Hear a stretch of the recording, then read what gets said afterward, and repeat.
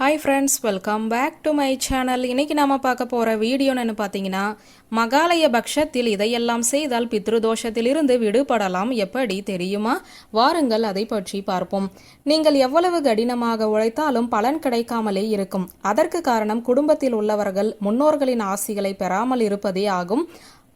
அப்போ உங்களுக்கும் உங்க குடும்பத்திற்கும் பித்ருதோஷம் இருக்கிறது என அர்த்தமாகும். இந்த விஷயத்தில் பித்ருதோஷங்களை தடுக்க சில பரிகாரங்களை பின்பற்ற வேண்டும். இப்போது அது என்னென்ன என்றுதான் இந்த வீடியோவில் நாம் பார்க்க போகிறோம். மகாலய பட்சமும் பித்ருபக்ஷமும் இந்து மதத்தில் மிக முக்கியமானவை.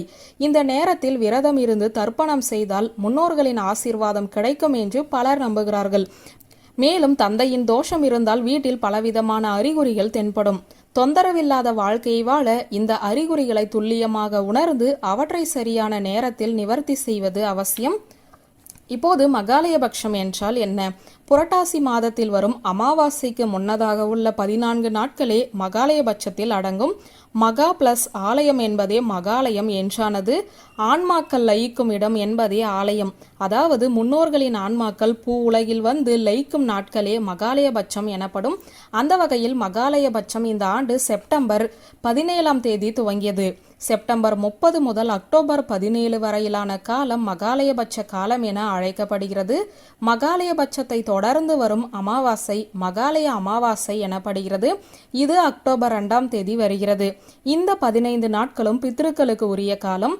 இந்த நேரத்தில் முன்னோர்களுக்கு விரதம் இருப்பது நல்லது. இப்போது பித்ருதோஷம் இருப்பதற்கான அறிகுறிகளை பார்த்து விடுவோம். நீங்கள் எவ்வளவு கடினமாக உழைத்தாலும் தொடர்ந்து நஷ்டம் ஏற்படுதல், எதிலுமே வெற்றி கிடைக்காமல் போவது, வீட்டில் பல சச்சரவுகள் ஏற்படுவது ஆகியவை இறந்த உங்கள் முன்னோர்கள் உங்கள் மீது கோபமாக இருக்கிறார்கள் என அர்த்தம். அதனால் மகாலயபக்ஷத்தின் போது பித்ருக்கள் பூமிக்கு வரும்போது அவர்களை வணங்குதல் பித்ரு சாபம் நீங்கும் என சொல்லப்படுகிறது. இப்போது முன்னோர்களை சாந்தப்படுத்த என்ன செய்ய வேண்டும் என பார்ப்போம். மகாலயபக்ஷத்தின் போது பூமிக்கு வரும் நம் முன்னோர்கள் அரச மரத்தில் வாசம் செய்வதாக சாஸ்திரம் கூறுகிறது. எனவேதான் இந்த நேரத்தில் அரச மரத்திற்கு தண்ணீர் வைத்து வழிபடுவது நல்லது என்கிறார்கள் அறிஞர்கள். மேலும் அரச மரத்தை சுற்றி 7 முறை வலம் வருவதுமே மிகுந்த பலன் தரும் என்கின்றனர் அறிஞர்கள். மரத்திற்கு எள்நீர் தெளித்து கடுகு எண்ணெய் தீபம் ஏற்றி வழிபட்டால் இறந்த முன்னோர்கள் மகிழ்ச்சி அடைவார்கள் என்பதும் நம்பிக்கை. இதனுடன் வீட்டில் தீபம் ஏற்றுவது மிகுந்த பலன் தரும் என்கிறது ஜோதிட சாஸ்திரம். தட்சிணை என்பது முன்னோர்களின் திசை என சொல்லுவார்கள். அதனால்தான் அந்த இடத்தில் தீபம் ஏற்றினால் அதிர்ஷ்டம் உண்டாகும். பித்ரு பட்சத்தில் தினமும் தர்ப்பணம் செய்ய வேண்டும். உங்கள் முன்னோர்கள் மற்றும் தல விருட்சங்களை நினைத்து தினமும் காலையில் சூரிய பகவானுக்கு நீராடினால் போதும். பெற்றோர்கள் உயிருடன் இல்லாமலோ அல்லது இருவருமே இல்லாமலோ இருந்தால் தினமும் தந்தை வழி தெற்கு திசையில் தர்ப்பணம் செய்ய வேண்டும். இந்த தர்ப்பணம் எப்போதுமே பாலும் எள்ளும் தண்ணீரில் கலந்து செய்ய வேண்டும்.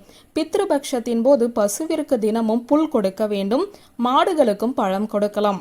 இவ்வாறு செய்வதன் மூலம் முன்னோர்களின் ஆசையை பெறலாம்.